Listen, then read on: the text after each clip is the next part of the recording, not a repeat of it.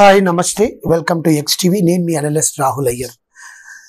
గత 3 నెలల నుంచి 4 నెలల నుంచి లేడీ అఘోరి అలియాస్ నాగసాధు అని చెప్పుకుంటూ తిరిగి నగ్నంగా హైదరాబాద్ నడివీధులలో స్టార్ట్ అయ్యి రెండు తెలుగు రాష్ట్రాలలో ఇష్టం వచ్చినట్టు విచ్చలవిడిగా ప్రవర్తిస్తూ దుర్భాషలాడుతూ మనుషుల్ని కూడా లెక్క చేయకుండా నేనే దేవుణ్ణి అని చెప్పుకొని తిరుగుతున్న లేడీ అఘోరి రోజు రోజుకి అంచెలంచెలుగా ఎవరైతే ఎదుగుతారో దాని పాపాల చిట్టాన్ని పెంచుకుంటూ ఒక్కొక్కటి బయటపడుతున్న తరుణాన నిన్న తెరదించుతూ మేమిద్దరం బరి తెగించాం, మేమిద్దరం మేజర్లం, మా బరి తెగింపుకి మేమే కారణం, మా గురించి ఎవరైనా వీడియోలు చేస్తే మేము త్యాగం చేసుకుంటాం, ఆత్మార్పణం చేసుకుంటాం, కారుతో సహా తగలడిపోతాం, పెట్రోల్ పోసి తగలడిపోతాం అని చెప్పి మాట్లాడుతూ అసలు ఆమె వచ్చి అఘోరి అమ్మ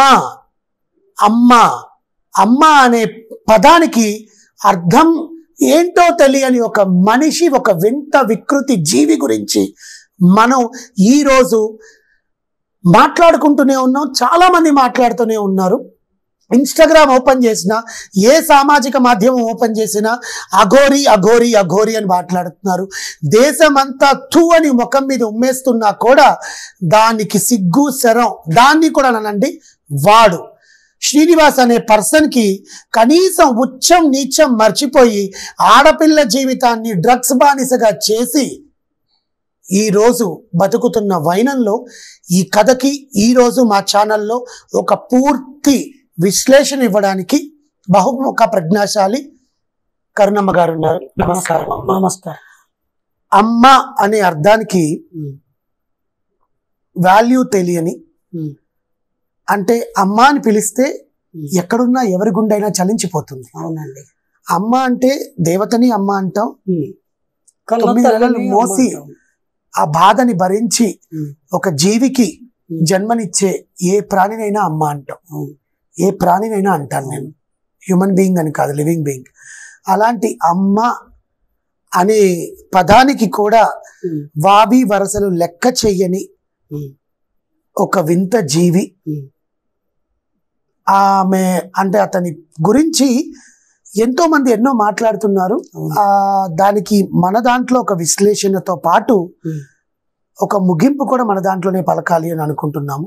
ఖచ్చితంగా. So me version of Aghori travel in 2 Telugu రాష్ట్రాలు అసలు ఏంటి? ఇప్పుడు ప్రత్యేకించి నేను ఆమె వచ్చిన వైనము, ఆమె చేసినటువంటి హల్చల్ గురించి ప్రస్తావించవలసిన అవసరం లేదు. ఎందుకంటే ఇక్కడ ఉభయ రాష్ట్రాల్లో ఉన్నటువంటి ప్రజలందరికీ కూడా చాలా ఛానల్స్ ద్వారా, అలాగే ప్రత్యక్షంగా కూడా చూసిన వాళ్ళకి ఆ యొక్క ఆ చిందరవందర బిహేవియరు, ఆ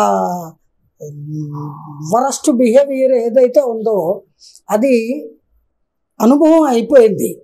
ప్రతి వాళ్ళకి అర్థమైపోయింది కూడా.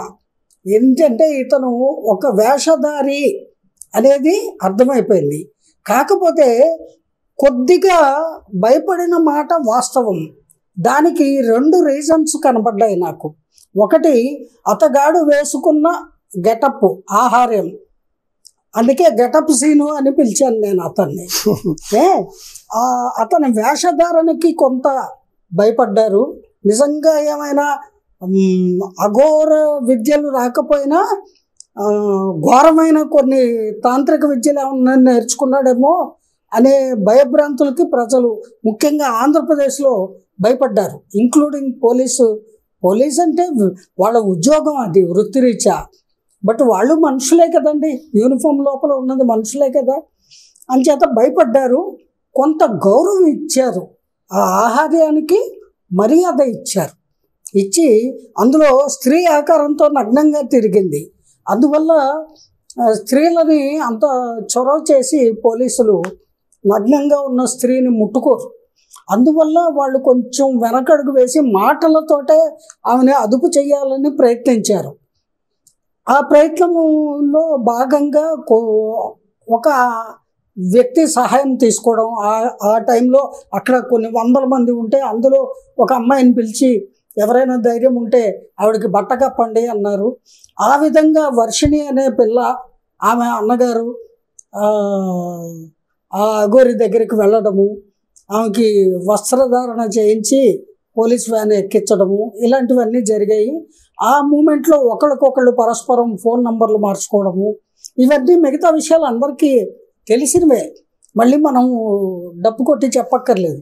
అయితే ఇక్కడ నెగిటివ్ పాయింట్స్ ఏమున్నాయో వాటిని 1కి 100 సార్లు పదే పదే ఎందుకు మాట్లాడుతున్నామంటే, ఇప్పటికైనా ప్రజలు ఆ ఆహార్యం చూసి వేషగాళ్ళకి మోసగాళ్ళకి గౌరవం ఇవ్వవలసిన అవసరము అగత్యము లేదు అని వాళ్ళు తెలుసుకోవాలి అనే సదుద్దేశంతో మాట్లాడుతున్నాము. నెంబర్ 1. నెంబర్ 2 ఏంటంటే, చేతిలో మారణాయుధాలు పెట్టుకుంది సీను. అతను త్రిశూలం ఒకటి, ఒక పెద్ద కత్తి, అలాగే కొన్ని జనాలు భయపడే పుర్రెలు, మానవ పుర్రెలు, ఇవన్నీ కూడా పెట్టుకొని ఒళ్ళంతా బూడిద పూసుకొని రుద్రాక్షలు వేసుకొని నోరు తెరిస్తే ఆఖరికి చదువు సంధ్య లేని లేబర్ పని చేసుకునే పూర్ పీపుల్ కూడా, వ్యసనపరులై ఉన్నవాళ్ళు కూడా అంత నీచమైన దుర్భాషలు మాట్లాడరేమో అని నా భావన. అంత దారుణంగా, అంత హేయంగా పచ్చి బూతులు, మగవాళ్ళు కూడా విని తట్టుకోలేని పిచ్చి పిచ్చి బూతులన్నీ మాట్లాడాడు. ఎవరిని? పోలీసు వారిని ముఖ్యంగా. అయినా కూడా వాళ్ళు ఎంతో సహనంతో ఆమె అక్కడి నుంచి స్టేట్ బోర్డర్ దాటిచ్చారు. ఆ మర్యాద నిలబెట్టుకున్నాడా? లేదు. మళ్ళీ ఇంకొక దారిలో వచ్చేసాడు. అక్కడికి కొద్ది రోజులు గ్యాప్ ఇచ్చి మళ్ళీ వచ్చేసాడు. మళ్ళీ వచ్చి ఈ వర్షిణి అనే పిల్ల వాళ్ళ కుటుంబంలో ఎంటర్ అయిపోయి వాళ్ళందరూ కలిసి ఒకటిగా మారి ఏదో ప్లాన్ చేసుకున్నారు. ఒక ఆర్థిక వ్యవహారాన్ని ఏర్పాటు చేసుకున్నారు. అందులో వాళ్ళకి వాటాలు సరిగా అనుకూలంగా లేక, లేదా వాళ్ళ వేసుకున్న వ్యూహానికి తగిన జస్టిఫికేషన్ జరక్క ఏదో గొడవ జరిగింది మొత్తానికి. దాంతో ఈ సీను మళ్ళీ వెళ్ళిపోయాడు అక్కడి నుంచి. ఆ సీన్లోంచి ఈ సీను పక్కకి వెళ్ళిపోయాడు. వెళ్ళిపోయి ఆ అమ్మాయికి ఫోన్ చేసి నువ్వు వచ్చే అని పిలిచాడు. ఆల్రెడీ దానికి డ్రగ్స్ అలవాటు చేశాడు కాబట్టి ఆ పిల్ల మైకంతో వెళ్ళిపోయింది. ఇప్పుడే ఇక్కడికి వెళ్ళొస్తానని వాళ్ళ కళ్ళు కప్పి వెళ్ళిపోయింది. వెళ్ళిపోతే ఆ సందు చివరి ఎక్కడో మాటేసి అక్కడి నుంచి ఆ పిల్లని తీసుకొని వాడు ఊరెళ్ళాడు. ఊరెడితే ఆ విషయం తెలుసుకొని వెళ్ళి వెనక్కి తెచ్చుకున్నారు. వెనక్కి తెచ్చుకుంటే మళ్ళీ మాయమాటలు చెప్పి మళ్ళీ పిలిపించుకున్నాడు. ఆ మళ్ళీ పిలిపించుకున్నప్పుడు గుజరాత్ తీసుకుపోయాడు.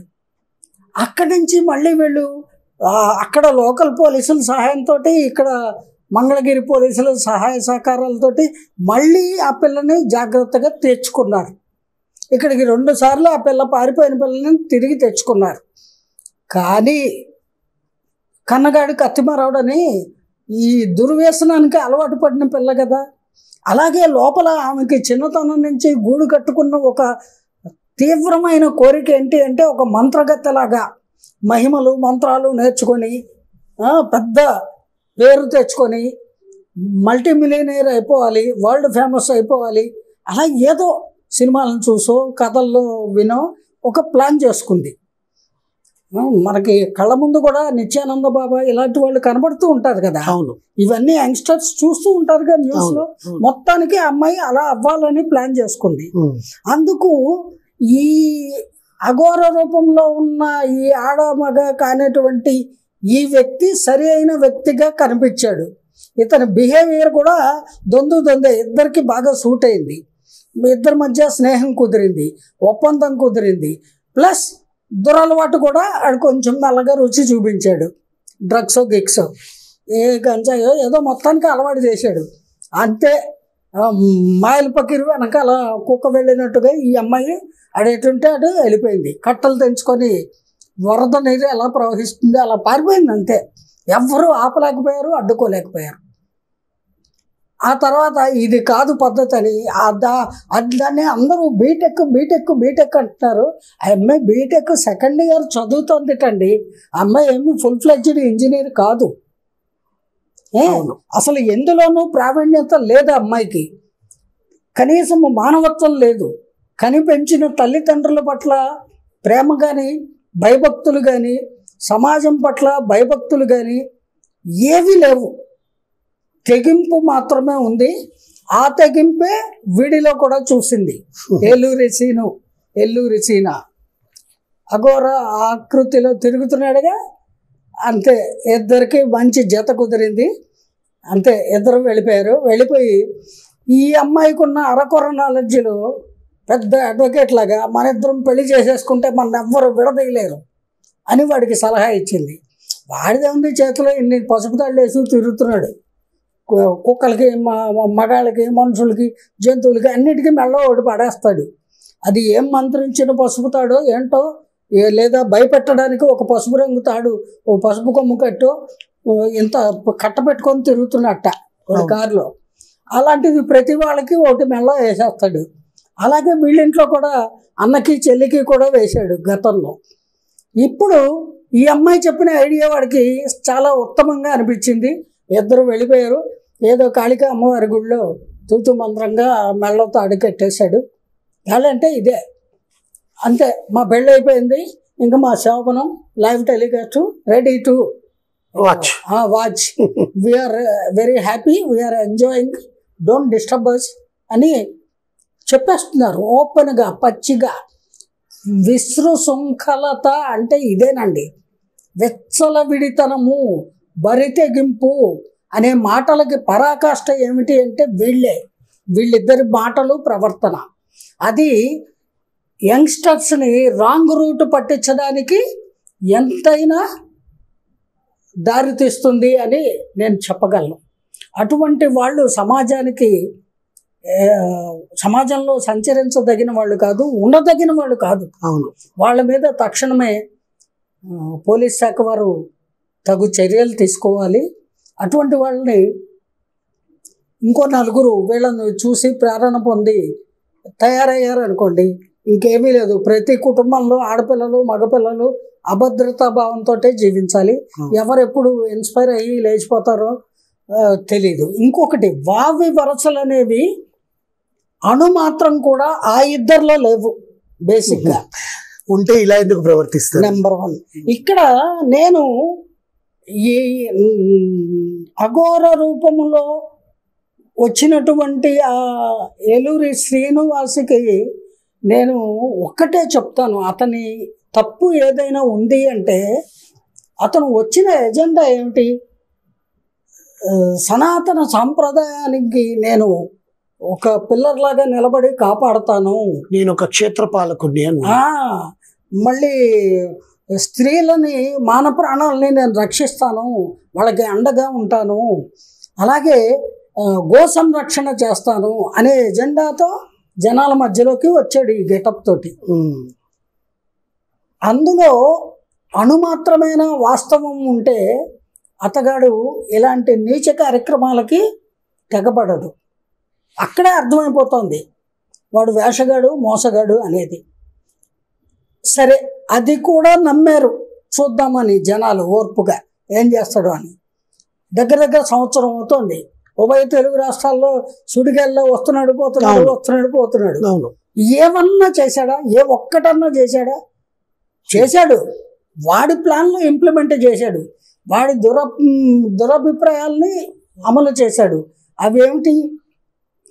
స్త్రీలను లోబర్చుకోవడము, వీలైనంత డబ్బులు దోచుకోవడము జనాల నుంచి, వాళ్ళకి ఆ పూజలు చేస్తా, ఇవి చేస్తాను, లేదా మీరు మిమ్మల్ని సర్వనాశనం చేసేస్తా, మీకు ఈ మంత్రం పెడతాను, ఆ పూజ చేస్తాను, నేను శవాలని తింటాను, నేను శ్మశానంలోనే ఉంటాను, అది ఇది నోటికి వచ్చిన స్టేట్మెంట్లు చెప్పేశాడు. జనాల్ని బాగా ఆకర్షించుకున్నాడు. ఈ అట్రాక్షన్ అంతా జరుగుతున్న సమయంలో ఈ వింత ఆకృతి ఏ గ్రహం నుంచి ఊడిపడ్డాడో అర్థం కాక, ఎవరో ఏమిటో తెలియక మీడియా సోదరులందరూ యథాశక్తి ఇంటర్వ్యూలు చేశారండి. ఆ ఇంటర్వ్యూలు చేయగా అతను ఒక సెలబ్రిటీ లాగా మారిపోయాడు. సెలబ్రిటీలకు మారిపోలేదులేండి, సెలబ్రిటీ అనుకుంటున్నాడు. ఇప్పుడు మారాడు అని ఎందుకు అంటున్నాను అంటే, ప్రతి నోట, ప్రతి ఇంట, ప్రతి సెల్ ఫోన్లోనూ, ప్రతి మాధ్యమంలోనూ వాడి టాపిక్కే ఉంది అంటే వాడేమన్నా సమాజానికి, దేశానికి అవసరమైన మనిషా? కాదు కదా. కాదు. కనీసం ఎథిక్స్ ఉన్నాయా? కనీసం ఒక మనిషి ప్రవర్తన ఉందా? మనిషిగా జనాభా లెక్కల్లో కూడా తీసేయచ్చు వాడి పేరుని. ఏమండి, అటువంటి వ్యక్తి, వావి వరుసలే పాటించని వ్యక్తి, తల్లికి చెల్లికి తేడా లేని వ్యక్తి, అలాగే వాడికి దొరికిన పిల్ల కూడా అంత నికృష్టురాలనే చెప్పాలి. తల్లిదండ్రులని రిజెక్ట్ చేసింది, కూడబుట్టిన వాళ్ళని లెక్క చేయలేదు, బరి తెగించి వాడు వెనకాల పెడుతున్నాను అని ఒక ఛానల్లో కూర్చొని పబ్లిక్గా చెప్పి మరీ వెళ్ళింది. ఇటువంటి వాళ్ళ వల్ల ముందు తరాలకి కానీ ఇప్పుడు ఉన్నటువంటి యంగ్స్టర్స్ కానీ చాలా దుర్మార్గమైన ఒక మార్గాన్ని వీళ్ళు బోధించి వెళ్ళినట్టు లెక్క. అది జరగకూడదు అంటే పోలీసు వారు తక్షణమే వాళ్ళిద్దరిని అదుపులోకి తీసుకోవాలి.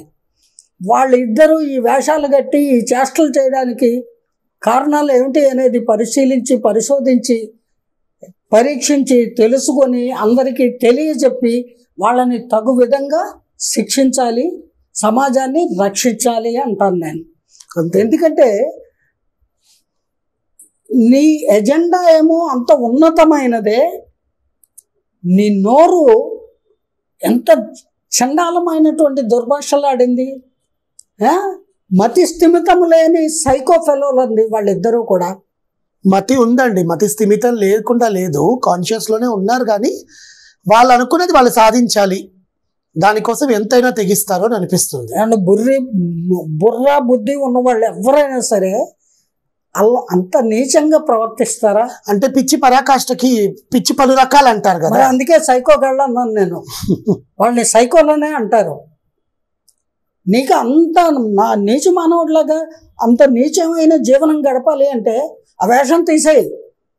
నార్మల్ క్రాఫింగ్ వేసుకొని, నార్మల్ డ్రెస్ వేసుకొని, నార్మల్ హ్యూమన్ బీయింగ్ లాగా నీ ఇష్టం వచ్చినట్టు వందలాది మంది ఆడవాళ్ళతో తిరుగు, మగవాళ్ళతో తిరుగు, పెళ్ళిళ్ళు చేసుకో, ఎందులోనే దూకి చావండి ఇద్దరు, ఎవరు అభ్యంతర పెట్టరు. ఎవరిని బెదిరిస్తారు? పెట్రోల్ పోసుకు తగలడతామని. తగలబడితే నష్టం ఎవరికి? మీకే. లోకానికి ఏమీ నష్టం ఉండదు. మిమ్మల్ని కన్న తల్లిదండ్రులు ఏడుస్తారు, బట్ సమాజం సంతోషిస్తుంది. ఇటువంటి నీచ ప్రవృత్తి కలిగిన వాళ్ళు అడ్డు తొలగారు అని. కానీ పోగొట్టుకునేది మీ ప్రాణాలు. అందుకని తొందరపాటు చర్యలు పనికిరాదు. మీరు ప్రాణం పోగొట్టుకోవాల్సిన అవసరం లేదు, ఆత్మాహుతి చేసుకోవాల్సిన అవసరం అంతకంటే లేదు. మీరు ఎవరిని బెదిరిస్తే ఎవరు బెదిరే వాళ్ళు లేరు ఇక్కడ.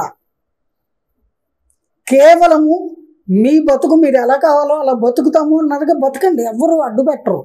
కానీ ఆ పేర్లు మానండి.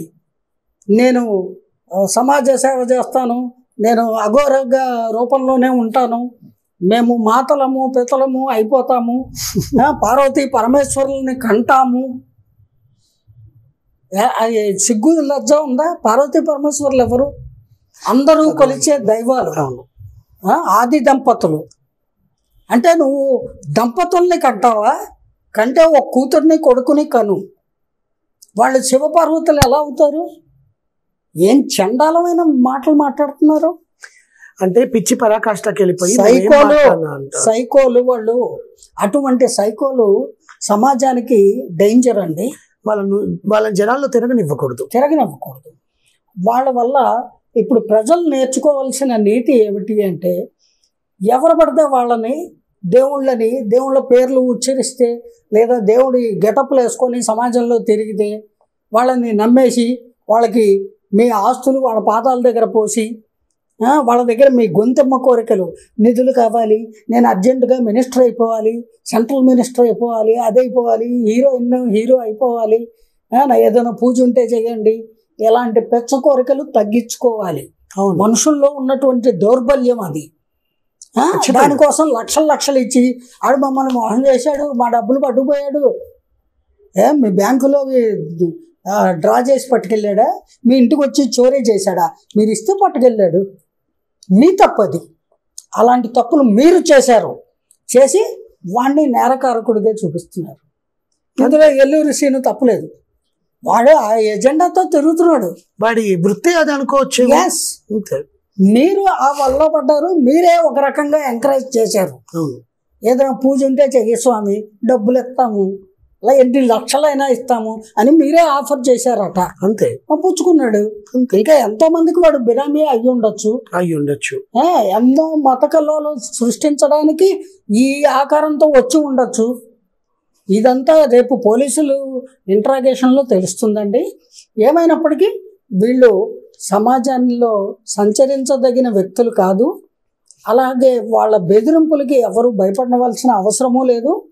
అలాగే ఈ సందర్భంగా నేను అఘోరి మాతగా వచ్చిన ఎల్లూరి శ్రీనివాసు గారికి, వారి ధర్మపత్నిగా మారినటువంటి శ్రీవర్షిణి గారికి సభాముఖంగా సవినయంగా మనవి చేస్తున్నాను. మీ ఇద్దరు ఆత్మాహుతి చేసుకుంటే మీకే నష్టము.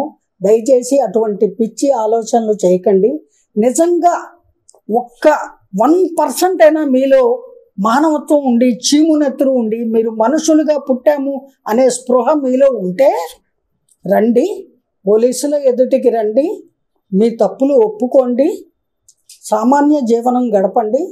మీరు మనుషులుగా, మామూలు మనుషులుగా మారి మానవత్వంతో జీవించండి. అది కరెక్ట్ పద్ధతి. అంతేగాని ఆత్మాహుతి చేసుకుంటా కారుతో సహా తగలబడతాం అంటే తగలబడండి, ఎవరికి నష్టం? మీకే, ఎవరికి లేదు. కాకపోతే మిమ్మల్ని కన్న తల్లిదండ్రులు ఏడుస్తారు, వాళ్ళని ఇప్పటికే తెగ ఏడిపిస్తున్నారు. ఇంకా గర్భశోకం కలిగించి మీరు సాధించేది ఏమీ ఉండదు. మీ పాపాలకి అది అంతిమ లక్ష్యంగా మారుతుంది. ఇంకేదైనా పాపాలు చేయడం మానండి, సవ్యంగా జీవించడానికి ప్రయత్నించండి. అదే నేను చెప్పగలిగేది. ఇటువంటి వాళ్ళని ఇక మీదట ఏ రాష్ట్రంలో అయినా సరే ప్రజలు ఎంకరేజ్ చేయకండి, నమ్మకండి. 1కి 10 సార్లు వాళ్ళెవరు అనేది తెలియకుండా ఇళ్లకు రానివ్వకండి, వాళ్ళ దగ్గరికి మీరు వెళ్ళకండి. జై గురుదేవ. జై గురుదేవ. ఇదండి ఈరోజు కరుణమ్మ గారు ఇచ్చిన విశ్లేషణ. అఘోరి అలియాస్ ఏలూరు శ్రీనివాస్ ఇంకటితో అయినా ఇదంతా ఆపి నార్మల్గా బతుకుతారని మనం కూడా కోరుకుందాము. ఇంకా వాళ్ళ పిచ్చి పరాకాష్ఠకి వెళ్ళింది కాబట్టి వాళ్ళిద్దరి గురించి మనం పట్టించుకోకుండా సమాజంలో చాలా జరుగుతున్నాయి. ఎప్పుడైతే వాళ్ళ గురించి మనం పట్టించుకోవడం స్టార్ట్ చేస్తామో, వాళ్ళ గురించి పట్టించుకుంటున్నామో, వాళ్ళు ఇంకా రెచ్చిపోతారు. వాళ్ళని వాళ్ళ కర్మకి వదిలేస్తే మనకు ఇంకా చాలా విషయాలు సమాజంలో జరుగుతున్నాయి. వాటి గురించి మనం రేపు చర్చించుకుందాం. నమస్తే.